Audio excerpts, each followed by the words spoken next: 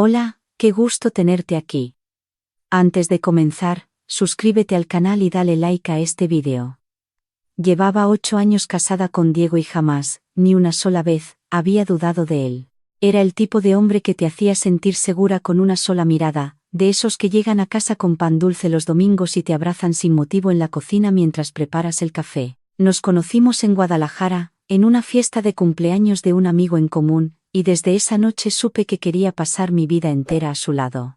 Nos casamos 3 años después en una iglesia pequeña del centro, rodeados de familia, de risas y de promesas que yo creía inquebrantables. Tuvimos a nuestra hija Valentina, que entonces tenía 5 años y era la luz de nuestros ojos. Yo trabajaba como enfermera en un hospital público de Zapopan, con turnos largos y noches interminables, pero siempre volvía a casa con la certeza de que él estaría ahí, esperándome. Esa certeza era mi refugio, mi ancla en medio del caos de las guardias nocturnas. Nunca imaginé que un par de zapatos me arrancaría todo eso de las manos. Aquella noche me tocaba guardia de madrugada, de esas que empiezan a las 10 de la noche y no terminan hasta las 6 de la mañana. Dejé a Valentina dormida en su cama con su cobija de estrellas, le di un beso en la frente y salí rumbo al hospital. Diego estaba en la sala viendo el fútbol, me despidió con un beso rápido y un que te vaya bien, mi amor, que sonó exactamente igual que siempre. Manejé por la avenida Vallarta con la radio encendida, pensando en la lista de pacientes que me esperaban. Pero al llegar al hospital, la jefa de enfermeras me recibió en la entrada con cara de disculpa. Hubo un error en la programación de turnos y mi guardia había sido cancelada. Me pidió perdón 3 veces, me ofreció que tomara el turno del jueves como compensación y me mandó de regreso a casa. Eran apenas las 10:15 de la noche. Sentí un alivio enorme porque estaba agotada de la semana y lo único que quería era meterme a la cama junto a Diego y dormir 8 horas seguidas. Subí al coche con una sonrisa, pensando en la sorpresa que se llevaría al verme llegar tan temprano. El camino de vuelta fue tranquilo, las calles de Zapopan medio vacías, el aire tibio de septiembre entrando por la ventana. Estacioné frente a la casa y noté que la sala estaba a oscuras, lo cual me pareció raro porque cuando me fui Diego estaba viendo el partido. Pensé que se había ido a dormir temprano y mejor, así no lo despertaba con ruido. Saqué mis llaves, abrí la puerta principal con cuidado para no hacer ruido y entré al recibidor en silencio. La casa estaba en penumbra, solo la luz tenue del pasillo que siempre dejábamos encendida por si Valentina se levantaba al baño. Di 2 pasos hacia la sala y entonces los vi. Ahí, junto a la mesita de la entrada, perfectamente acomodados como si tuvieran todo el derecho de estar en mi casa, había un par de tacones rojos. Altos, de charol, con la suela brillante como si fueran nuevos. No eran míos. Yo jamás había tenido unos zapatos así. Los miré durante varios segundos sin moverme, como si mi cerebro se negara a procesar lo que mis ojos estaban viendo. El corazón me dio un vuelco tan fuerte que sentí náuseas. Me quedé paralizada en la entrada de mi propia casa, con las llaves todavía en la mano, escuchando el silencio más pesado de toda mi vida. Entonces escuché algo que terminó de destrozarme. Desde nuestra recámara, al fondo del pasillo, llegaba el sonido suave de música. Era una canción de esas románticas que Diego nunca ponía porque decía que eran cursis. Sentí que las piernas me fallaban y tuve que apoyarme en la pared para no caerme. Mi primera reacción fue caminar directo hacia esa puerta, abrirla de golpe y enfrentar lo que fuera que estuviera pasando. Pero algo me detuvo. Un instinto frío, calculador, que no sabía que tenía. Si entraba en ese momento, él podría inventar cualquier excusa. Podría decir que era una compañera de trabajo que pasó a dejar unos papeles, que la música estaba de fondo, que yo estaba exagerando. Y lo peor de todo, su mamá le creería. Doña Carmen siempre le creía todo. Siempre había puesto a Diego en un altar, como si su hijo fuera incapaz de hacer algo malo. Cada vez que yo mencionaba cualquier molestia, por mínima que fuera, ella encontraba la forma de justificarlo. Si yo llegaba con pruebas de algo, necesitaba que fueran pruebas que nadie pudiera negar. Ni siquiera su madre. Retrocedí en silencio, paso a paso, conteniendo la respiración como si el aire pudiera delatarme. Salí de la casa, cerré la puerta con la misma suavidad con que la había abierto y me quedé parada en la banqueta, temblando de pies a cabeza. Las lágrimas me quemaban los ojos pero no dejé que cayeran. Todavía no. Necesitaba pensar. Me sentei em el coche com as manos sobre el volante, mirando la fachada de la casa que habíamos comprado juntos com crédito de Infonavit que nos costó años pagar. Esa casa donde nació Valentina, donde celebramos Navidades y cumpleaños, donde yo creía que éramos felices. Y ahora, detrás de esas paredes, mi esposo estaba con otra mujer en nuestra cama. El estómago se me revolvía y tuve que abrir la puerta del coche para tomar aire. La rabia y el dolor se mezclaban con algo que no esperaba sentir, una claridad helada que me decía exactamente lo que tenía que hacer. Saqué el celular y busqué el número de mis suegros. Doña Carmen y don Raúl vivían a 20 minutos, en la colonia Chapalita. Eran las 10:30 de la noche, no era tan tarde para ellos porque acostumbraban ver las noticias de las 11. Pero antes de marcar, me detuve. Los dedos me temblaban sobre la pantalla y una voz dentro de mí preguntó si realmente quería hacer esto. Si los llamaba, no habría vuelta atrás. Ellos verían lo que yo había visto, y ese dolor no solo sería mío, sería de todos. Doña Carmen adoraba a Diego, era su único hijo varón, su orgullo. Enterarse de algo así la destrozaría. ¿Tenía yo derecho a arrastrarlos a esta pesadilla? Me quedé varios minutos en silencio, debatiéndome entre la compasión y la necesidad de justicia. Pensé en todas las veces que doña Carmen había insinuado que yo era demasiado celosa, que debía confiar más en su hijo, que los hombres necesitan espacio. Si yo le contaba por teléfono lo que había descubierto, jamás me creería. Diría que estaba inventando cosas, que seguro malinterpreté la situación. Necesitaba que lo viera con sus propios ojos. No por venganza, sino porque la verdad merecía testigos. Y porque yo ya estaba harta de que nadie me creyera. Marqué el número. Doña Carmen contestó al tercer timbrazo con su voz tranquila de siempre. Le dije que acababa de llegar del hospital y que había escuchado ruidos raros dentro de la casa, como si alguien se hubiera metido. Le dije que me daba miedo entrar sola con Valentina adentro y que Diego no me contestaba el teléfono. Mi voz sonó convincente porque el miedo que sentía era real, solo que no era por un ladrón. Doña Carmen se alarmó de inmediato. Vamos para allá ahora mismo, dijo sin dudarlo. Escuché a don Raúl de fondo preguntando qué pasaba y ella le explicó atropelladamente mientras se preparaban para salir. Colgué y me quedé mirando el teléfono con un nudo en la garganta. Acababa de mentirles. Acababa de usar su amor de padres para traerlos hasta aquí. Pero la alternativa era peor. La alternativa era callar, tragar el dolor sola, y seguir viviendo una mentira. Ya no podía hacer eso. Los 20 minutos que tardaron en llegar fueron los más largos de mi vida. Me quedé en el coche, con la mirada fija en la puerta de la casa, sabiendo que detrás de ella todo seguía igual. La música probablemente seguía sonando, los tacones rojos seguían en la entrada, y mi esposo seguía destruyendo 8 años de matrimonio sin saber que yo estaba a unos metros. Pensé en Valentina dormida en su cuarto, ajena a todo, y eso fue lo que más me dolió. Su mundo estaba a punto de cambiar y ella ni siquiera lo sabía. Apreté el volante con fuerza para no llorar. Tenía que ser fuerte, al menos esa noche. Cuando vi las luces del coche de don Raúl doblar la esquina, respiré hondo y bajé. Ellos se estacionaron detrás de mí y salieron apurados, con cara de preocupación genuina. Doña Carmen me abrazó y me preguntó si estaba bien. Yo asentí y le señalé la puerta. Don Raúl dijo que entráramos juntos, que si había alguien adentro él se haría cargo. Caminamos los tres hacia la entrada y yo saqué mis llaves otra vez. Abrí la puerta y entramos al recibidor. Don Raúl iba adelante, con la postura firme de un hombre dispuesto a proteger a su familia. Doña Carmen me tomaba del brazo. Y entonces ella los vio. Se detuvo en seco, mirando los tacones rojos junto a la mesita con una expresión que jamás olvidaré. Fue un segundo de confusión, luego de reconocimiento, y luego de horror. Me miró a mí, luego miró los zapatos, y su rostro se descompuso. Don Raúl también los vio, pero no dijo nada, solo apretó la mandíbula y siguió caminando hacia el pasillo.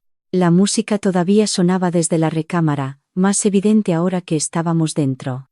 Cada nota era una bofetada. Doña Carmen me soltó el brazo y se llevó la mano a la boca, empezando a comprender lo que estaba pasando. Sus ojos se llenaron de lágrimas antes de que llegáramos siquiera a la puerta del cuarto. Don Raúl no tocó la puerta. La abrió de golpe con una fuerza que hizo temblar la pared. La escena quedó expuesta como una herida abierta. Diego estaba sentado en el borde de la cama, sin camisa, con el pelo revuelto, y junto a él, una mujer joven que intentaba cubrirse con la sábana, con los ojos enormes de espanto. La recámara olía a perfume dulce que no era el mío, las almohadas estaban revueltas y en el buró había 2 copas de vino medio vacías. El tiempo se congeló. Diego nos miró como si hubiese visto un fantasma, la boca abierta, los ojos saltando de sus padres a mí y de mí a sus padres. Doña Carmen soltó un grito ahogado que le salió del alma, un sonido que no era de rabia sino de algo peor, de decepción absoluta. Don Raúl se quedó inmóvil en el marco de la puerta, con los puños cerrados y la mirada clavada en su hijo como si no lo reconociera. La mujer fue la primera en reaccionar. Se levantó de la cama envuelta torpemente en la sábana, recogió su ropa del suelo con manos temblorosas y se vistió a toda prisa, dándose la vuelta para que no le viéramos la cara. Pero yo la vi. Era joven, tal vez 25 años, con el cabello largo y una expresión de vergüenza que le deformaba el rostro. No dijo una palabra. Agarró su bolsa y sus cosas y salió de la habitación pasando junto a nosotros con la cabeza gacha, tan rápido que tropezó con el marco de la puerta. La escuchamos correr por el pasillo, detenerse un segundo para ponerse los tacones rojos y luego el portazo de la entrada. Y después, silencio. Un silencio tan pesado que parecía aplastar las paredes. Diego se puso de pie con las manos levantadas, como si pudiera detener lo que ya era inevitable. Empezó a hablar atropelladamente, diciendo que no era lo que parecía, que esa chava era una amiga del trabajo que había venido a dejarle unos documentos de la obra y que se había quedado porque le dolía la cabeza. Cada palabra que salía de su boca era más ridícula que la anterior. Don Raúl lo cortó con una sola frase, seca como un golpe. No insultes nuestra inteligencia. Diego se cayó de golpe, como si le hubieran dado una bofetada. Miró a su mamá buscando refugio, ese refugio que siempre había encontrado en ella, esa defensa incondicional que doña Carmen le daba desde niño. Pero esta vez doña Carmen no lo miró, tenía los ojos fijos en el suelo, con las lágrimas rodándole por las mejillas en silencio. Y esa imagen, la de su madre llorando sin poder voltear a verlo, fue más devastadora que cualquier grito. Yo me mantuve de pie junto a la puerta, observando todo con una calma que no entendía. Por dentro ardía, pero por fuera estaba helada. Dejé que el silencio hiciera su trabajo. Dejé que Diego se revolviera en su propia mentira sin darle la salida fácil de una pelea a gritos. Me miraba suplicando con los ojos, como si yo pudiera rescatarlo del desastre que él mismo había creado. Pero yo ya no estaba ahí para rescatarlo. Yo estaba ahí para ver la verdad, entera, sin filtros, sin excusas. Don Raúl se acercó a su hijo y le habló con una voz que jamás le había escuchado, baja, temblorosa, cargada de una tristeza que iba más allá del enojo. Le dijo que lo habían criado con valores, que le habían enseñado a respetar a su mujer, que le habían dado todo lo que estaba en sus manos, que su madre había trabajado limpiando casas ajenas para que él pudiera estudiar ingeniería, y que verlo así, en esa situación, era lo peor que le había pasado en la vida. Diego empezó a llorar. No con llanto de arrepentimiento, sino con llanto de miedo, el llanto de alguien que ve cómo se desmorona todo lo que daba por seguro. Intentó abrazar a su mamá pero ella retrocedió, negando con la cabeza, incapaz de tocarlo. Fue el rechazo más silencioso y más brutal que he presenciado. Doña Carmen se giró hacia mí y me tomó las manos. Me miró a los ojos con una expresión que me partió el corazón, porque no había rabia hacia mí sino una disculpa inmensa, como si cargara con la culpa de haber criado al hombre que me había traicionado. No dijo mucho, solo que lo sentía, que yo no merecía esto y que me apoyaría en lo que decidiera. Don Raúl asintió sin palabras. Luego los dos caminaron hacia la puerta. Diego los siguió implorándoles que no se fueran, que lo dejaran explicar, que las cosas no eran tan graves. Don Raúl se detuvo en la entrada, lo miró una última vez y le dijo algo que se me grabó en la memoria para siempre. Tenías todo, hijo, y lo tiraste a la basura. La puerta se cerró detrás de ellos con un sonido seco que resonó como un veredicto. Nos quedamos solos, Diego y yo, en la sala de nuestra casa que ya no se sentía nuestra. Él seguía de pie, con los ojos rojos y la cara desencajada, buscando las palabras que pudieran arreglar algo. Me dijo que había sido una estupidez, que no significaba nada, que a la única que amaba era a mí. Las excusas de siempre, las que repiten todos como si fueran un guión aprendido. Yo lo escuché sin interrumpirlo, dejando que se vaciara de mentiras. Y cuando terminó, cuando se quedó sin aire y sin argumentos, le dije con la voz más firme que me había salido en la vida que quería el divorcio. No grité, no lloré, no le aventé nada. Lo dije como quien anuncia algo que ya estaba decidido antes de abrir la boca. Él me miró incrédulo, como si esa palabra fuera imposible en nuestra historia. Intentó acercarse, me tomó de los brazos, juró que cambiaría, que iría a terapia, que haría lo que fuera. Yo me solté con suavidad, recogí una cobija del sillón y me fui al cuarto de Valentina. Me acosté junto a mi hija, abrazándola contra mi pecho mientras ella dormía sin saber nada. Y ahí, en la oscuridad, con su respiración tranquila de niña contra mi cuello, por fin dejé que las lágrimas salieran. Lloré en silencio durante horas, mordiendo la almohada para que nadie me escuchara. No lloraba por él. Lloraba por la vida que creía tener y que nunca existió. Al día siguiente empecé los trámites. Contraté a una abogada que me recomendó una compañera del hospital, una mujer seria y directa que me explicó todo el proceso sin adornos. Diego intentó convencerme durante semanas de que no lo hiciera.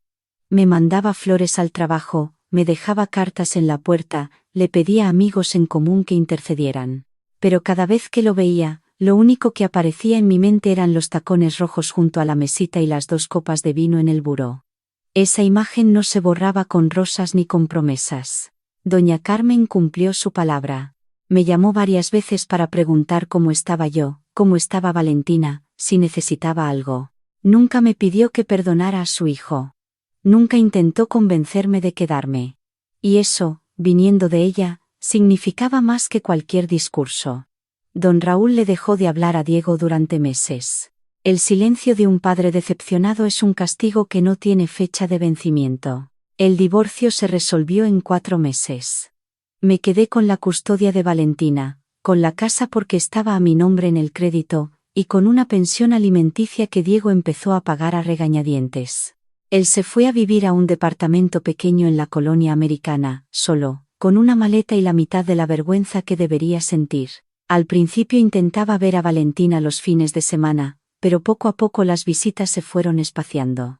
Un fin de semana estaba enfermo, el otro tenía un compromiso de trabajo, el otro simplemente no llamaba. Mi hija dejó de preguntar por él después de un tiempo, y eso me dolía más que cualquier cosa que me hubiera hecho a mí. Los meses siguientes fueron los más difíciles de mi vida, pero también los más transformadores. Me aferré a mi trabajo con una dedicación que sorprendió a todos, incluyéndome a mí misma. Tomé cursos extra de especialización en urgencias, me ofrecí para cubrir turnos adicionales y poco a poco empecé a destacar.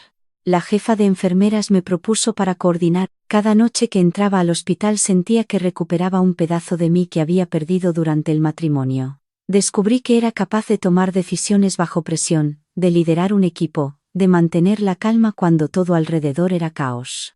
Esas habilidades siempre habían estado ahí, solo que las había enterrado debajo del rol de esposa perfecta que intenté ser durante 8 años. Un año después del divorcio, me ofrecieron la coordinación general de enfermería del hospital.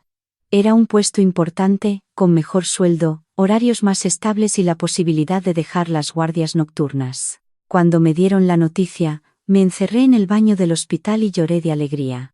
Era la primera vez que lloraba de algo bueno en mucho tiempo. Con ese aumento pude inscribir a Valentina en una escuela mejor, una particular en la zona de Providencia que tenía programa bilingüe y actividades por las tardes. Mi hija empezó a florecer, sacaba buenas calificaciones, hizo amigas nuevas y sonreía con una frecuencia que me llenaba el alma. Verla feliz era la confirmación de que había tomado la decisión correcta. Mientras yo reconstruía mi vida pieza por pieza, las noticias sobre Diego llegaban como ecos lejanos. Un conocido me contó que lo habían corrido de la constructora donde trabajaba porque llegaba tarde y oliendo a alcohol. Otro me dijo que lo habían visto en un bar de la colonia americana un martes a las 3 de la tarde, solo, con la mirada perdida. La mujer de los tacones rojos, según supe después, lo había dejado a las pocas semanas, cuando se dio cuenta de que Diego ya no tenía la casa, ni la estabilidad, ni la imagen de hombre exitoso que ella había comprado. Se fue igual que llegó, sin hacer ruido, dejándolo más vacío que antes. Diego perdió su trabajo, luego su departamento, y terminó pidiendo posada en casa de un amigo que al cabo de unos meses también se cansó de sus borracheras. Doña Carmen me lo contaba con la voz quebrada cuando hablábamos por teléfono.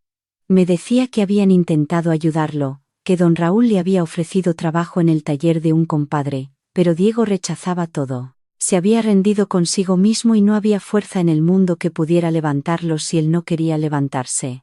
Yo escuchaba esas historias y sentía una mezcla extraña de emociones.